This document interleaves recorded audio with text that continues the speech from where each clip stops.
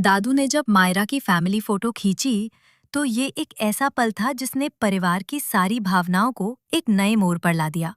ये सिर्फ एक साधारण तस्वीर नहीं थी, बल्कि ये उन रिश्तों और एहसासों का प्रतीक थी जो मायरा, अरमान और दादू के बीच बंधे हुए थे। मायरा, जो हमेशा अपने परिवार के साथ हर पल को यादगार बनाने की कोशिश करती है, इस फोटो के जरिए चाहती थी कि वो और उसके परिवार के बीच का प्यार और संबंध हमेशा के लिए तस्वीरों में कैद हो जाए। दादू ने इस फोटो को खींचते हुए बहुत ही भावुक होकर कहा, मैं कब से इस पल का इंतजार कर रहा था। और ये शब्द मायरा के दिल में घर कर गए। ये पल उनके लिए केवल एक साधारण फोटो नहीं था, बल्कि उनके रिश्ते की गहरी भावना का प्रतीक था। फोटो खिंच जाने के बाद मायरा ने कहा, ये फोटो हमेशा मेरे दिल के करीब रहेगी। और इस वाक्य ने उस पल को और भी खास बना दिया। फिर मायरा ने अरमान से एक वादा लिया।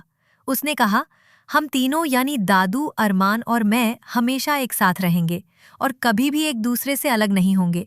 ये वादा उसके लिए बहुत अहम था, क्योंकि वो चाहती थी कि ये परिवार हमेशा एकजुट रहे। अरमान, जो पहले थोड़ी देर सोचने के बाद इस वादे को निभाने का निर्णय लेता है, उसे अचानक अपने दिल में एक बदलाव महसूस होता है। अरमान को महसूस होता है कि गीतांजलि की जगह अबीरा की छवि उसकी सोच में आ रही है। ये पल अरमान के लिए एक बड़ा उलझन बन जाता है, क्योंकि वो अपनी भावनाओं के बीच फंसा हुआ महसूस करता है। गीतांजलि और अबीरा के बीच ये अंतर उसकी मानसिक स्थिति को पूरी तरह से प्रभावित करता है।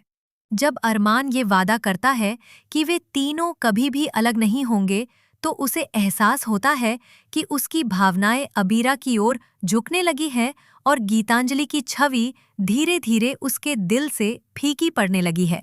ये पल अरमान के लिए एक बड़ा मोड़ होता है, क्योंकि अब वो अपनी सच्ची भावनाओं को लेकर एक कन्फ्यूजन में फंस गया है।